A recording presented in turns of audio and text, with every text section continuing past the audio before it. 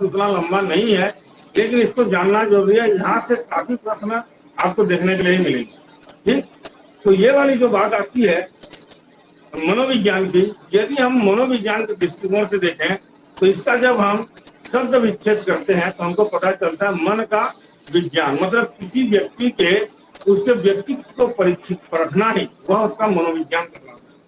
अब देखे होंगे जिसको कहते हैं साइकियाट्रिस्ट, मनोवैज्ञानिक जो डॉक्टर होते हैं, पहले क्या था कि जो मनोविज्ञान जो है एक दर्शन शास्त्र के रूप में इसको परिभाषित किया है।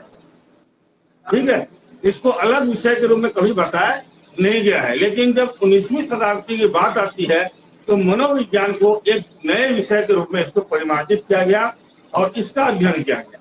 तो उसी के अंतर्गत आता है शिक्षा मनोविज्ञान। ठीक, मनोविज्ञान के साथ साथ जब शिक्षा मनोविज्ञान मतलब आदमी का व्यवहार कैसा है, उसके व्यवहार को समझना ही मनोविज्ञान कहलाता है।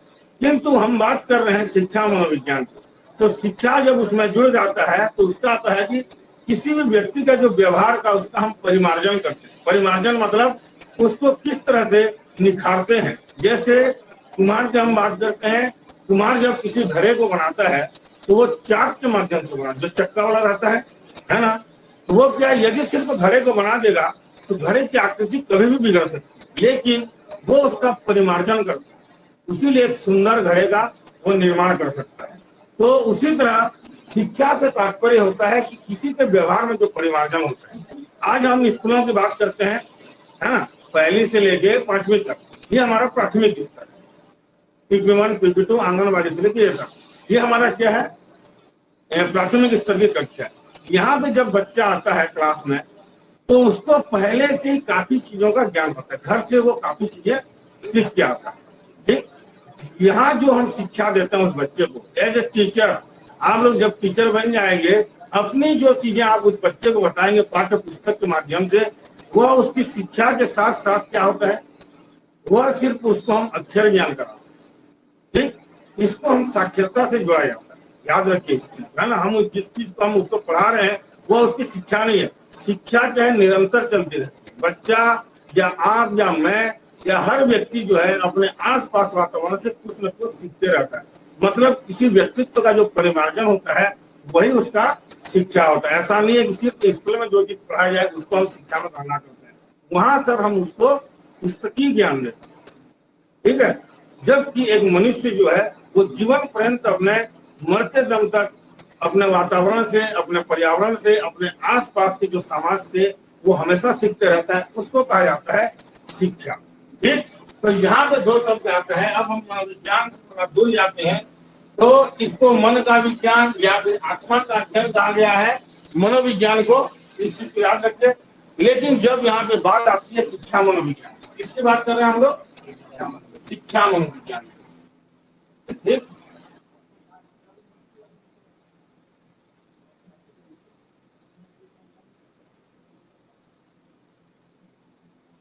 शिक्षा मनोविज्ञान में आपको दो शब्द मिलेंगे, एक तो है एक शिक्षा, दूसरा शब्द है आपका मनोविज्ञान। इस चीज को याद रखिए।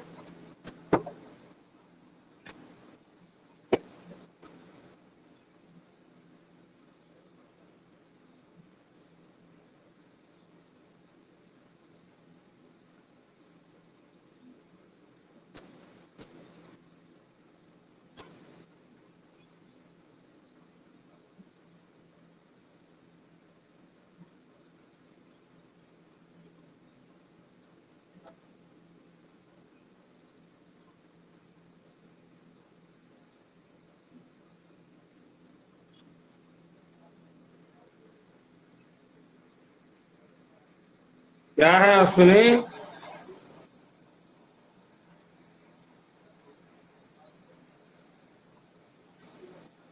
ठीक, यहाँ पे हम बात करते हैं किसकी, शिक्षा और मनोविज्ञान। शिक्षा को कहा गया है इसके अंतर्गत,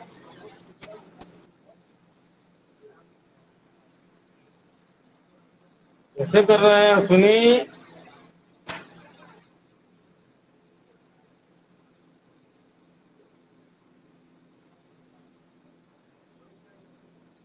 ठीक, यहाँ पे दो चीज आप रखना, शिक्षा और मनोविज्ञान। मनोविज्ञान को कहा जाता है साइकोलॉजी। क्या कहा गया? साइकोलॉजी। दो शब्दों से मिला है। पहला तो आता है आपका साइकी, साइकी, और दूसरा आता है लोगोस। याद रखो, यहां से आपका एक क्वेश्चन बनता है कि पहला कि ये दोनों शब्द आए कहां से। ठीक, साइकोलॉजी शब्द की उत्पत्ति हुई कहां से, ये पहला सवाल आपका बनता है। इसको कहा जाता है, साइको जो है ये ग्रीक शब्द होता है, और लोगोस जो आता है लैटिन भाषा से। इस चीज को याद रखिए। ठीक, साइकोलॉजी में दो शब्द, इसीलिए प्रश्न में आपको जब भी ऐसे प्रश्न पूछेंगे तो उन प्रश्नों में आपको दो चीजें महत्वपूर्ण आती हैं। पहला कौन सा आता है? साइकी, और जिसको कहा जाता है लोगोस। लोगोस मतलब किसी भी विषय का अध्ययन। इसीलिए आप लोग देखोगे कि जूलॉजी की बात हम करते हैं, मतलब जब जंतु विज्ञान की हम बात करते हैं तो लॉजी जो शब्द आता है वो हमेशा लोगोस से बना, जिसका मतलब होता है अध्ययन करना। ठीक, तो यहाँ पे हम बात करें इसकी साइकी। साइकी का मतलब होता है मन का अध्ययन करना। सीधी सी बात है ना। जब हम किसी के मन के विचारों को जानते हैं, किसी के हाव भाव को देख के हम उसका पता लगाते हैं, तो ये कहलाता है आपका मन का विज्ञान। जैसे आप देखो क्लासरूम, यदि आप प्राइवेट टीचर हैं या फिर आप शिक्षक वर्ग DED के छात्र हैं, इस चीज को ध्यान दिए होंगे कि जब कोई व्यक्ति डरता है तो उसके चेहरे का भाव अलग है ना। जब कोई आदमी गलती किया है या फिर कोई छात्र स्कूल में बदमाशी किया है, उससे जब अचानक से आप कोई सवाल पूछ देते हैं, बेटा तुमने ये गलती किया है क्या, डांट के पूछते हैं, तो वो क्या सोचेगा कि घबरा जाता है थोड़ी चीज से। यदि वो गलती किया है तो घबराए नहीं घबराएगा, उसके चेहरे के भाव को पहचानना ही ये मनोविज्ञान का है। ठीक, ऐसा क्या है कि अपराधियों के लिए भी ये मनोविज्ञान काफी हेल्पफुल होता है, अपराधियों को पढ़ने के लिए। जिसकी हम बात करते हैं, आपका जो थ्योरी अपनाया जाता है कि कोई झूठ बोल रहा है कोई सच बोल रहा है, इसमें क्या है कि हमारे शरीर का जो तंत्र होता है, हमारा जो मन मस्तिष्क होता है, जो मस्तिष्क की हम बात कर रहे हैं, ये हमारे मस्तिष्क की जो कोशिकाएं रहती हैं, वो कोशिकाएं क्या होती है, उत्तेजित हो जाती है। यदि हम कोई झूठ बोल रहे हैं तो हमारा ब्लड प्रेशर से लेके हमारे शरीर का हर चीज, एक एक चीज जो रहता है वो उन लोगों को बता देता है, जो भी आप लोगों का परीक्षण कर रहे हो उससे वो लोग पता लगता है। ठीक, तो इससे हम बात करते हैं जिसको साइकोलॉजी की। जो साइकी होता है इसका मतलब होता है मन के बारे में अध्ययन करना, और लोगोस जो शब्द होते हैं, ये दोनों शब्द आए कहाँ से? ग्रीक या लैटिन। ये आपको प्रश्न में दोनों तरह के मिलेंगे कि साइकोलॉजी की उत्पत्ति कहाँ से हुई। ठीक, तो ये आता है। और इसमें हम किसकी बात कर रहे हैं? साइकोलॉजी के अंतर्गत। और इसको पहली बार विषय के रूप में कब देखा गया था? 19वीं शताब्दी में जो है पहली बार साइकोलॉजी को एक विषय के रूप में मान्यता मिली। जबकि इसके पहले हम बात करते हैं तो इसके पहले शिक्षा मनोविज्ञान जो है यह सिर्फ एक क्या था, दर्शन शास्त्र के रूप में ही इसको देखा जाता था। इस चीज को आप लोग याद रखिए। ठीक, इसमें दो चीजें हैं शिक्षा मनोविज्ञान के अंतर्गत। एक तो होता है मन का अध्ययन, मन का अध्ययन। दूसरा आता है आत्मा का अध्ययन,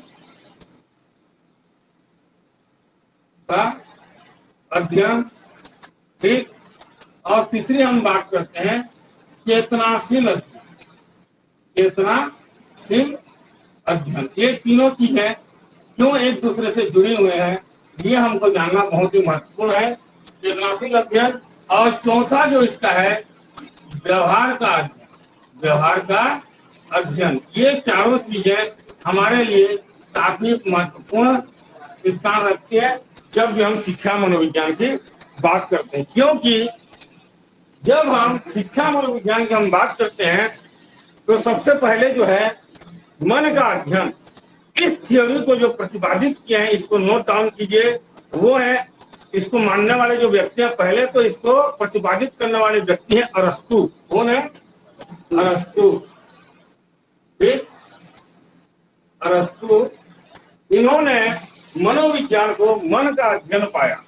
ठीक, इसके बाद सुकरात और जो प्लेटो थे, इन्होंने इस प्रतिपादन का समर्थन क्या, मतलब ये भी मानते हैं कि मन का जो विज्ञान है उनका अध्ययन करना ही मनोविज्ञान कहलाता है। तो इसके जो तीन प्रमुख व्यक्ति हैं, अरस्तु, सुकरात और प्लेटो। ठीक, ध्यान रखिए इसको, अरस्तु, सुकरात और प्लेटो, याद रखना इस चीज को। ठीक, ये एक थ्योरी होगी, डायरेक्ट यहाँ से क्वेश्चन पूछता है। ठीक, दूसरी बात आती है आपका मन का अध्ययन, इसको कहते हैं पंपोलॉजी। क्या कहा जाता है इसको? मन का अध्ययन को, मतलब मन का अध्ययन वाला जो बात हम करते हैं, इसकी मन का विज्ञान जिसको कहा गया है, मन का अध्ययन वाला, इसको कहते हैं आपका पंपोलॉजी। इसको प्रतिपादित करने वाले व्यक्ति है रूसो। इन्होंने इसको मन का विज्ञान कहा है, मन का अध्ययन नहीं, मन का विज्ञान कहा है रूसो ने। इस चीज को याद रखिए।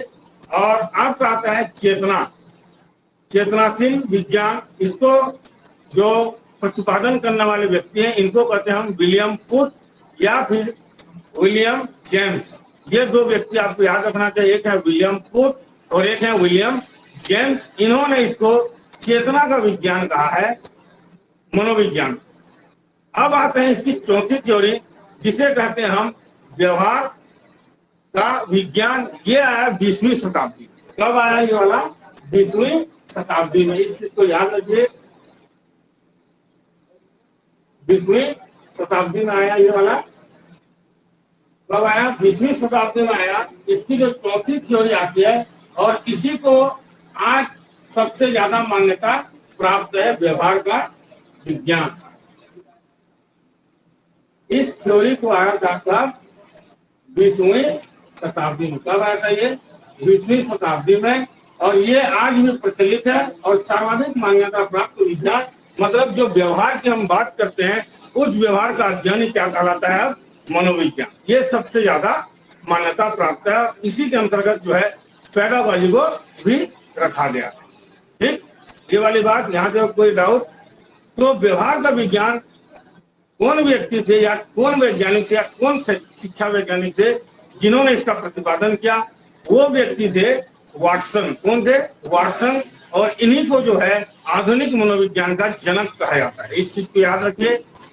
ये इस थ्योरी को देने वाले व्यक्ति कौन है? वाटसन। वाटसन, इन्होंने 20वीं शताब्दी में व्यवहार का सिद्धांत दिया और इसी को कहा गया व्यवहार का विज्ञान। क्या कहलाता है? मनोविज्ञान। और इन्हें जो है आधुनिक मनोविज्ञान का पिता कहा जाता है। क्या कहा जाता है? आधुनिक मनोविज्ञान का पिता कहा जाता है।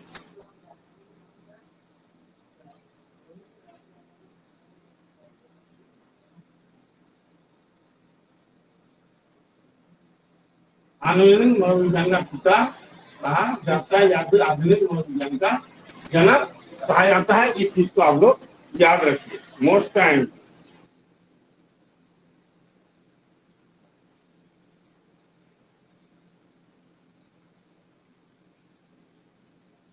देखिए, वाटसन ने जब ये थ्योरी दिया था आधुनिक मनोविज्ञान का व्यवहार का सिद्धांत, इनकी एक बात आती है, काफी ज्यादा खासकर टीटी वाले एग्जाम में ये काफी पूछा गया है कि जैसे हमारे यहाँ से सुभाष चंद्र बोस जी थे, उन्होंने क्या नारा दिया था? तुम मुझे खून दो मैं तुम्हें आजादी दूंगा, है ना? ऐसा उनका एक नारा था। और वैसे ही इन्होंने भी अपना एक थ्योरी बनाया था, उसको कहते हैं, उनका ये नारा है कि तुम मुझे एक बालक दो, मैं उसे कुछ भी बना दूंगा, इंजीनियर, डॉक्टर या क्रिमिनल बना दूंगा। ये बात कहते वाटसन। क्योंकि यदि हम किसी बच्चे को, जब वो क्या है कि बाल्यावस्था से बड़ा होता है, तो उस समय उसने कुछ अपने बच्चों के ऊपर ही प्रैक्टिकली किया कि वो जिस तरह से बनाना चाहता है। इसीलिए इसने ये थ्योरी दिया कि तुम मुझे एक बालक दो, उसे मैं कुछ भी बना दूंगा। ये बात किसने कही थी? वाटसन ने कही थी। ये उसका वाक्य है। इस चीज को आप लोग याद रखिए। मोस्ट टाइम की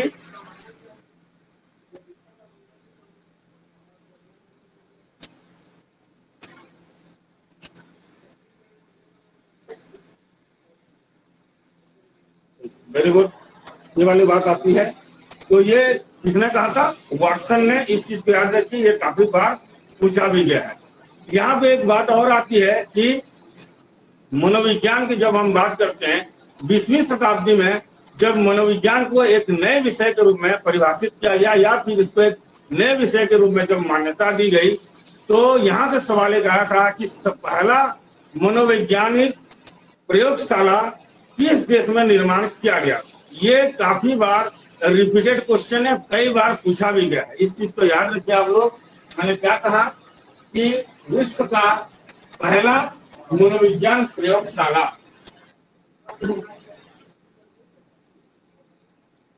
विश्व का प्रथम मनोवैज्ञानिक प्रयोगशाला।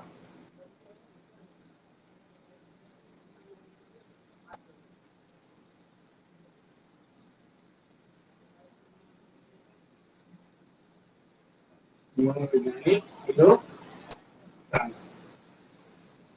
ठीक, इस चीज को याद रखिए। बीएड में ये तो काफी बार पढ़ चुके हैं, है ना। बीएड में ये सारी चीजें आपको मिल जाएंगी।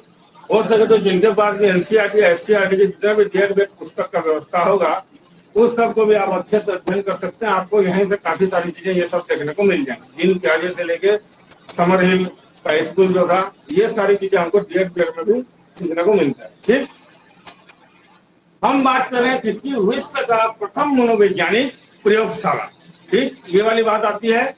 इसके बारे में आपको कई बार, खासकर टीटी वाले एग्जाम में तो पूछ ही लेता है, इसको बार बार घुमा फिरा के पूछता है। तो इसमें जो है विलियम वुंड, इसकी हम बात कर रहे हैं किस सन में? 1879 में, 1879 ईसा में विलियम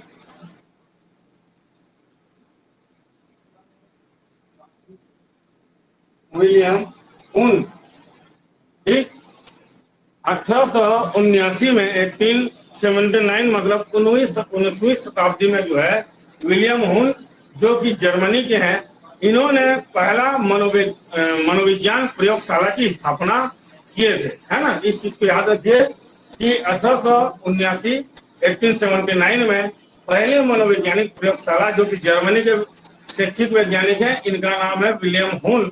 इन्होंने पहले मनोवैज्ञानिक प्रयोगशाला की स्थापना किया था और इन्होंने एक थ्योरी दी थी जिसे कहा 1890 में इनका एक शोध पत्र जारी हुआ। उस शोध पत्र का नाम है प्रिंसिपल ऑफ साइकोलॉजी। क्या कहा मैंने? तो प्रिंसिपल ऑफ साइकोलॉजी पुस्तक के ऑथर कौन है?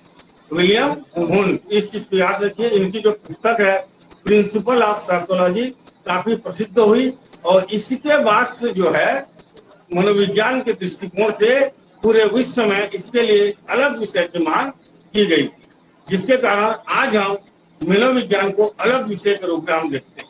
ठीक, ये वाली बात आती है। तो 1890 में इनकी जो पुस्तक आई थी उसका नाम है principle of psychology. Principle of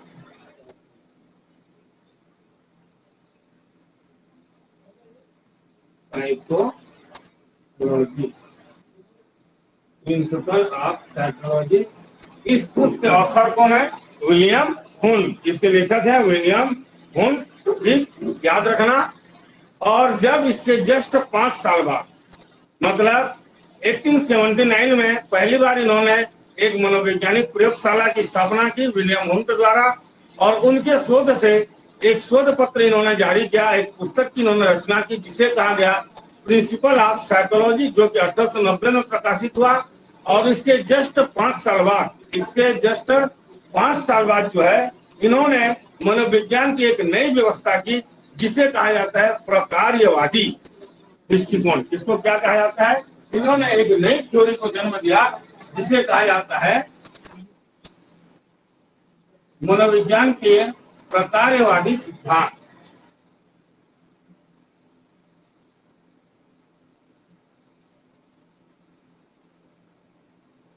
ये तीनों चीजें काफी महत्वपूर्ण है। यदि हम मनोविज्ञान को पढ़ रहे हैं तो मोस्ट IMP कहते हैं। ठीक, तो प्रकार्यवादी सिद्धांत का प्रतिपादन जो है इन्हें किसने किया था? विलियम वुंट ने। ये तीनों महत्वपूर्ण है इनके जीवन काल की। अब आते हैं हम 19वीं सन की बात। ठीक, इसमें जो है इसके बाद जब इनके 5 साल की बात की हम बात करते हैं, उस समय एक नए मनोवैज्ञानिक आए, उनका नाम है सिगमंड फ्रायड। ये महत्वपूर्ण है। इन्होंने पहली बार मनोविज्ञान को एक विश्लेषण के रूप में प्रस्तुत किया। किस तरह से व्यक्ति के व्यक्तित्व का परीक्षण किया जाता है, उसका किस तरह से विश्लेषण किया जाता है, इस चीज को समझाने के लिए इन्होंने 19वीं शताब्दी में 1900 में इन्होंने एक नई मनोविज्ञान की थ्योरी दी, जिसे कहा जाता है मनोविश्लेषणवाद। ठीक, मतलब किसी के मन का विश्लेषण या फिर किसी भी व्यक्ति के उसके व्यक्तित्व का जो परीक्षण किया जाता है, उसके लिए इन्होंने थ्योरी दी, जिसको कहा जाता है मनोविश्लेषणवाद। तो मनोविश्लेषणवाद के संस्थापक कौन बने या इसके प्रतिपादक कौन बने? Sigmund Freud. इस चीज को याद रखना।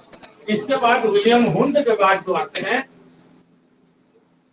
इसके बारे में हम जान रहे हैं 19वीं शताब्दी में जब इसकी हम बात करते हैं, 19वीं सन में एक व्यक्ति थे, एक मनोवैज्ञानिक 19वीं ईसा में इन्होंने मनोविज्ञान को एक नए रूप में प्रस्तुत किया, जिसको कहा जाता है मनोविश्लेषणवाद।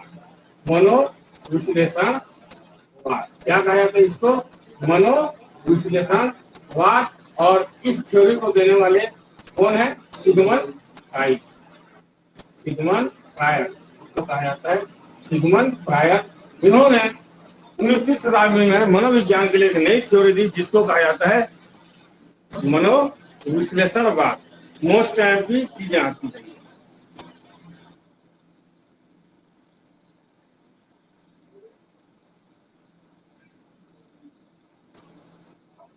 ये काफी महत्वपूर्ण चीजें थी आप लोगों के लिए। इसमें ज्यादा हमको डीप में नहीं जाना है। पढ़ने के लिए तो काफी कुछ है शिक्षा मनोविज्ञान, लेकिन ये हमारे सिलेबस में नहीं है। जो महत्वपूर्ण चीजें थी उसी के बारे में आपके साथ में डिस्कस कर रहा हूँ, और काफी महत्वपूर्ण भी है। ठीक, यहाँ पे हम विदेशियों की बात कर रहे हैं, तो हमको अपने देसी स्टाइल में तो कुछ बात करना चाहिए, या फिर हमारे भारत में कौन कौन ऐसे व्यक्ति हैं जो मनोविज्ञान के बारे में इन्होंने अपनी क्या क्या थ्योरियां दी। इसमें दो महत्वपूर्ण चीज जो हम पढ़ते हैं, पहले तो हमारे महात्मा गांधी राष्ट्रपिता, ठीक, और दूसरे है स्वामी विवेकानंद। इन्होंने शिक्षा मनोविज्ञान के लिए क्या कहा।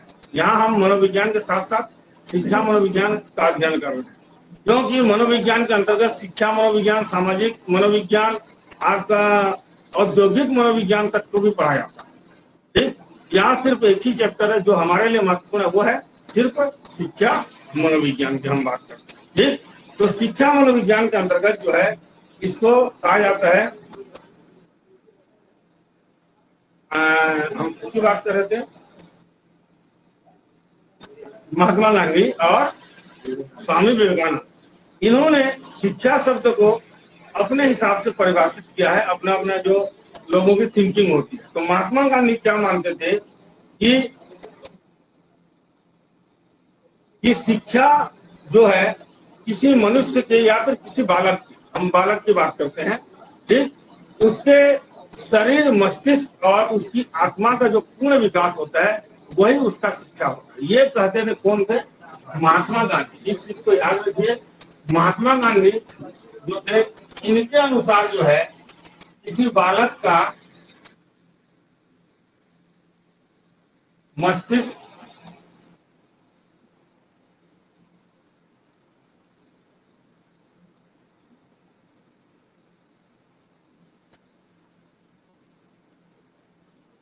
शारीरिक, आत्मा, ये तीनों शब्द जो है महत्वपूर्ण है। पूर्ण विकास ही शिक्षा कहलाता है। ये कहते थे कौन? महात्मा गांधी। इस चीज को याद रखिए। इनके अनुसार जो है किसी बालक का उसका मानसिक विकास, उसका शारीरिक विकास और उसका जो है उसके आत्मा के प्रति जो उसकी शुद्धता होती है, इन सब के लिए उन्होंने ये थ्योरी दी, जिससे इन्हें ये शिक्षा का नाम देते थे महात्मा गांधी। इनके लिए जो महत्वपूर्ण बात आती है, इन्होंने कहा कि शिक्षा से मेरा तात्पर्य बालक व मनुष्य के शरीर, मस्तिष्क तथा आत्मा का पूर्ण विकास ही क्या है, शिक्षा है, ऐसा इन्होंने कहा। दूसरी बात हम करते हैं स्वामी विवेकानंद। ठीक, आज 1 सितंबर कल था, 1 सितंबर की हम बात कर रहे थे, कल हमारा नौखाई का भी त्योहार था। तो 1 सितंबर 1889 की जो बात है, उसमें इन्होंने धर्म संसद में जो भाषण दिया था काफी प्रसिद्ध हुआ। ठीक, उस समय लंदन में इन्होंने जो धर्म संसद में जो भाषण दिया था, एक बहुत अच्छे दार्शनिक थे स्वामी विवेकानंद युवा, इसलिए इनको 12 जनवरी को जो है राष्ट्रीय युवा दिवस के रूप में मनाया जाता है। इस चीज को याद दिया करते। इन्होंने क्या कहा था कि मनुष्य की पूर्व निहित पूर्णता का विकास, मनुष्य की पूर्व निहित पूर्णता का विकास करना ही शिक्षा है। यदि हम यहाँ पे सब चीजों को मिला के देखें, अंग्रेजी, हिंदी, आपका जितने भी थ्योरी हैं, सबसे मतलब ये है कि एक व्यक्ति या एक बालक का जो सर्वांगीण विकास होता है वही उसका शिक्षा होता है। इस चीज को याद रखिए। और शिक्षा को किस तरह से एक बालक को जो है उसके साथ जोड़ा जाता है, वही उसका शिक्षा मनोविज्ञान कहलाता है। मतलब किसी बच्चे की रुचि के अनुसार जो हम उसको शिक्षा देते हैं। अब देखो क्लास में आपको कई तरह के स्टूडेंट मिलेंगे, एक काफी ज्यादा होशियार रहते हैं, एक मध्यम वाले रहते हैं और एक ऐसे रहते हैं जो काफी कमजोर रहते हैं। ऊपर से आजकल जो नई शिक्षा पद्धति है उसके अंतर्गत समावेशी शिक्षा, पहले अलग था कि जो विशेष आवश्यकता वाले बच्चे होते थे उनके लिए अलग स्कूलों की व्यवस्था की जाती, लेकिन आज वो नहीं है। जब से 2010 का आरटी लागू हो गया, उसमें सभी को समान अवसर देना। उसमें जो आप जब आप शिक्षक बन के जाएंगे तो आपके लिए भी काफी सारे प्रशिक्षण लगेंगे। ब्रेल लिपि खासकर जो बच्चे देखने में कमजोर होते हैं उनके लिए ब्रेल लिपि का किस तरह से प्रयोग किया जाता है, एक नॉर्मल शिक्षक को, एक सामान्य शिक्षक को भी सिखाया जाता है। हम लोग भी ट्रेनिंग में ये चीजें सिखाई गई हैं, इसके लिए विशेष प्रशिक्षण करना है। ब्रेल लिपि का ज्ञान होना चाहिए। ठीक है, इसको आपको दे दे।